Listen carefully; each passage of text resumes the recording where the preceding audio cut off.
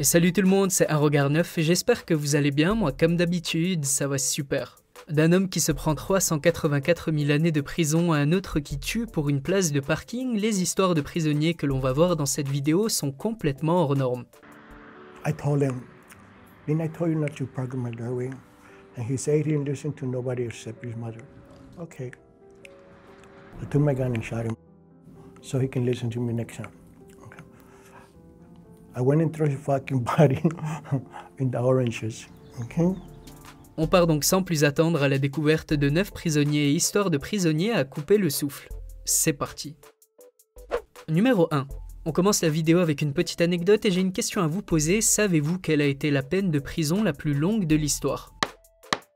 Et clairement, le nombre risque de vous faire tourner la tête. En 1972, un facteur espagnol du nom de Gabriel March Granados a écopé d'une peine phénoménale de 384 912 années de prison. Bon, vous vous dites sûrement que je suis totalement fou et que je sors des nombres de ma tête, mais c'est bel et bien vrai, il était accusé de ne pas avoir distribué un total de 42 768 lettres et colis.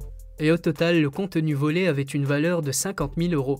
Dans la loi espagnole de l'époque, la condamnation était de 9 ans de prison par lettre et colis et il devait donc théoriquement rester derrière les barreaux durant 384 912 ans. Et en plus de ça, avec les milliers de chefs d'accusation comme l'appropriation illicite de documents dont un chef d'accusation par lettre, fraude, vol et autres, il a aussi écopé à 22 ans d'une amende très salée équivalente à 19 millions d'euros. Bon, je vous rassure, on vit dans un monde rempli de fous, mais il y a quand même des limites et après analyse de son dossier, le juge a refusé de le condamner à autant d'années de prison et à une amende aussi élevée. Et le juge a finalement donné son verdict et infligé au jeune facteur une peine de 14 ans et 2 mois de prison ainsi qu'une amende de 9000 pesetas. Numéro 2, José Manuel Martinez. Bon, le prochain est aussi un prisonnier mais beaucoup moins sympathique que le précédent. José Manuel Martinez est un tueur en série qui a admis avoir assassiné près de 40 personnes en Californie. José a été tueur à gages quand il était plus jeune pour différents cartels mexicains, mais la plupart des meurtres qu'il a commis n'avaient aucun rapport avec la drogue et n'étaient que des vengeances personnelles absurdes. Pour vous donner un petit exemple, José Martinez a tué un de ses associés dans la drogue car cet associé lui avait donné l'ordre d'exécuter un autre homme. Et José lui a tout simplement dit « Tu n'as pas d'ordre à me donner, tu n'es pas mon patron » et il l'a tué. Un autre exemple, il avait un voisin qui garait sans cesse son camion sur l'allée de sa maison et José Martinez lui avait dit 2-3 fois de ne pas le faire. Mais un jour, c'était beaucoup trop pour lui, il a demandé à son voisin de l'amener au magasin, ce qu'il a accepté et lui a dit dans la voiture « Est-ce que je ne t'avais pas dit de ne pas garer ton camion devant ma maison ?» Le voisin a répondu « Je ne reçois de l'ordre que de la part de ma mère » et pour cette phrase, José a décidé de l'exécuter. I told him, didn't I tell you not to park in my driveway? And he said he didn't listen to nobody except his mother. Okay. I took my gun and shot him so he can listen to me next time. Okay. I went and threw his fucking body in the oranges. Okay. Bon, comme vous l'avez entendu, c'est vraiment monstrueux et ce n'est qu'un petit échantillon de tous les actes barbares qu'il a commis. Bien évidemment, la sentence était en conséquence et Martinez a été condamné à 10 fois la prison à perpétuité pour le meurtre de 36 personnes âgées entre 17 et 56 ans de 1980 à 2011. Numéro 3. On continue avec un Américain qui a été condamné à 30 jours de prison ferme pour un acte complètement absurde et très peu hygiénique. Il s'appelle Adrian Anderson, il a 24 ans et vit dans l'état du Texas aux États-Unis. Et un jour, en se baladant sur les réseaux sociaux, il tombe sur un défi qui consiste à se filmer en allant au magasin, ouvrir une boîte de nourriture, lécher les aliments, reposer la boîte et partir.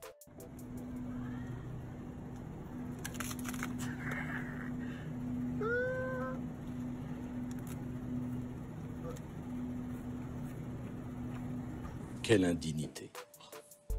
Bon, c'est totalement idiot, mais c'est également très dangereux et vous le savez, particulièrement en cette période de pandémie. Évidemment, il a fait ça uniquement pour le buzz et il a directement publié sa vidéo sur les réseaux sociaux. D'ailleurs, c'est justement grâce à elle qu'il a très facilement été identifié par la police qui disposait également des films de vidéosurveillance du magasin. Il a donc été arrêté et a dû comparaître devant le tribunal pour altération d'un produit et affichage illégal d'activités criminelles à des fins de notoriété et de publicité. Et comme on l'a dit plus tôt, il a écopé de 30 jours de prison ferme, 6 mois de prison avec sursis, 100 heures de travail d'intérêt général et une amende de 1000 $, soit environ 900 €. En plus de ça, il a dû rembourser l'équivalent de 1300 € au magasin victime du préjudice. Et même s'il a dit qu'après son geste, il avait acheté la glace, ce qui est d'ailleurs vrai et prouvé par les caméras de surveillance, ça n'a quand même pas influencé le juge dans sa décision. Le juge a estimé qu'il aurait pu être pris en exemple par d'autres et que c'était une très mauvaise publicité pour le magasin, d'où la condamnation. Et Adrian Anderson a également perdu son emploi à cause de la viralité de la vidéo sur les réseaux sociaux. Enfin bref, de la prison, une grosse amende et perdre son travail pour avoir léché une glace, je pense qu'il a dû amèrement regretter son geste.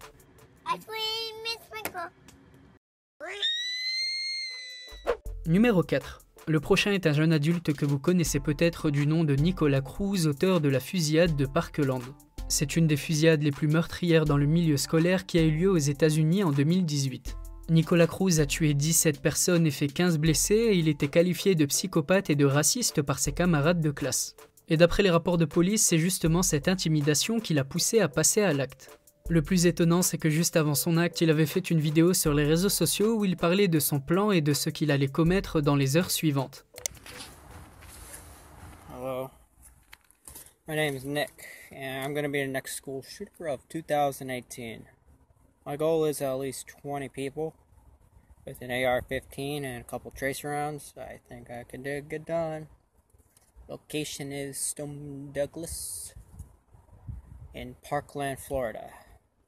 It's gonna be a big event. Il a avoué ses différents crimes devant les inspecteurs et son procès est toujours en cours. Ses avocats ont d'ailleurs dit que Nicolas Cruz plaiderait coupable s'il avait une peine de prison à vie au lieu de la peine de mort qui est encore en vigueur dans l'état où il a commis son acte. Numéro 6. Petit conseil l'équipe, ne sous-estimez jamais la puissance d'un iPhone et vous allez vite comprendre pourquoi je vous dis ça avec la prochaine anecdote. Une femme du nom de Katie McCaffrey était partie en croisière Disney avec sa famille aux États-Unis et a malheureusement perdu son téléphone sur le bateau. Et malgré toutes les annonces, les recherches et l'aide des membres de l'équipage de la croisière, elle ne l'a toujours pas retrouvé et a dû rentrer à la maison sans téléphone à la fin de ses vacances.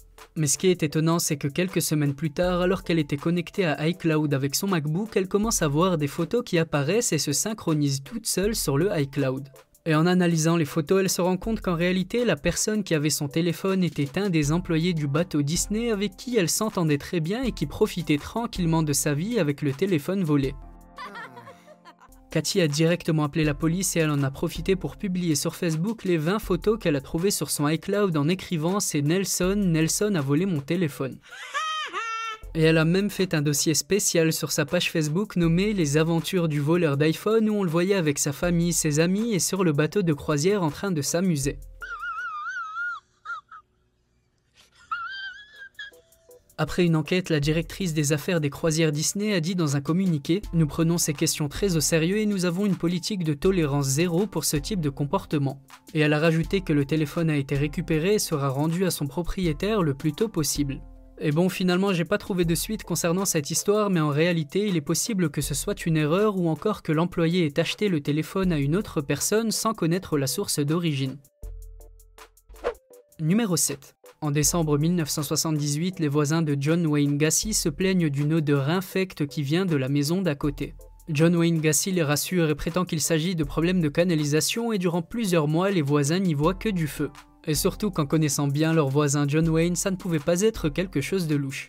Les voisins voyaient John Wayne Gacy comme un véritable héros et c'est un petit peu normal, il était chef d'entreprise, aidait le voisinage et quand il ne travaillait pas, Gacy passait ses journées à se déguiser en clown pour distraire les enfants malades dans les hôpitaux de Chicago. Donc clairement sur papier, c'était un homme quasi irréprochable.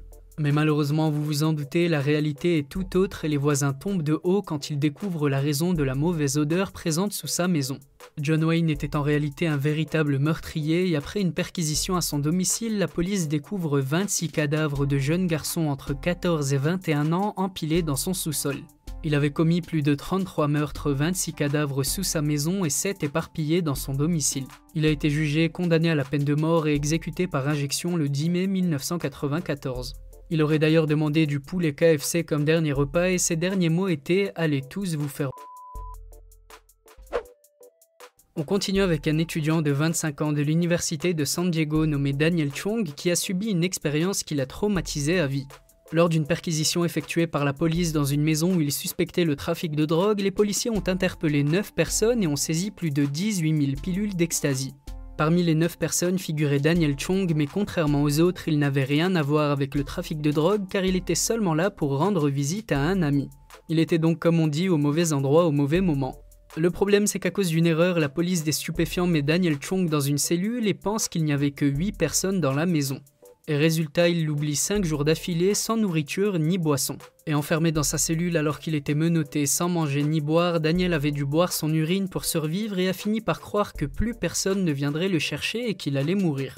Il a donc décidé d'utiliser un morceau de verre de ses lunettes pour graver sur son bras un message d'adieu à sa mère où il avait écrit « Je suis désolé maman ». Heureusement, 5 longs jours plus tard, lors d'une vérification des cellules, un policier trouve Daniel sur le sol sévèrement déshydraté et dans un état grave.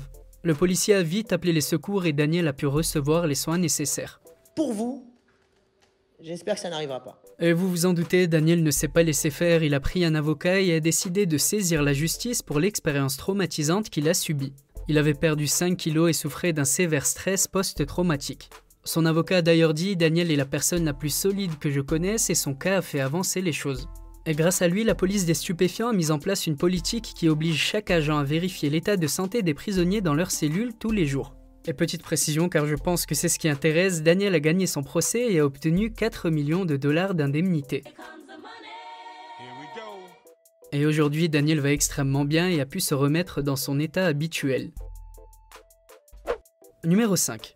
On continue avec un homme du nom de Jason Vukovich qui vit en Alaska aux États-Unis. Il est surnommé le Vengeur de l'Alaska et a été condamné à 23 ans de prison pour une raison assez spéciale. Alors accrochez-vous bien, en gros il a piraté le registre des délinquants sexuels de l'Alaska pour capturer et traquer les pédophiles de sa région. D'après les enquêtes de la police, Jason s'est rendu aux adresses figurant sur le registre des délinquants sexuels, il s'est introduit dans leur maison, les a agressés violemment et les a volés. Et bon, comme vous vous en doutez, ça partait souvent en cacahuète et par exemple, lors de son 3e vol, Vukovich a frappé un des hommes qu'il volait avec un marteau 4 ou 5 fois, ce qui lui a causé un traumatisme crânien.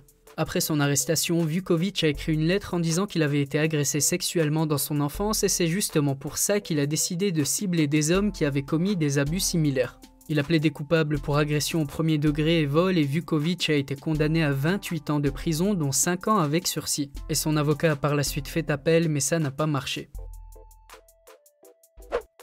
Et le numéro 9. En 2012, le propriétaire Nicolas Dionysopoulos a été jugé coupable aux États-Unis de multiples violations au code du bâtiment sur ses dizaines de propriétés qu'il faisait louer. Malgré les différentes relances des locataires afin d'intervenir sur des réparations et nettoyages, ils ne voulaient rien savoir et continuaient de prélever leur loyer comme si de rien n'était. Et après différentes plaintes des locataires depuis plus de 10 ans, le juge a infligé plus de 100 000 $ d'amende à Nicolas Dionysopoulos. Et accrochez-vous bien, pour bien lui faire comprendre, il a décidé de l'assigner à résidence durant 6 mois dans un de ses appartements délabrés pour lequel il faut un tas de réparations et nettoyages. Et le tribunal ne l'a autorisé à quitter son appartement que pour réparer ses autres propriétés ou pour motif impérieux. Vous connaissez sûrement la fameuse tradition du mugshot ou encore photo d'identité judiciaire et pour terminer en beauté, je vous mets quelques mugshots de personnes qui ont de bonnes têtes de champions.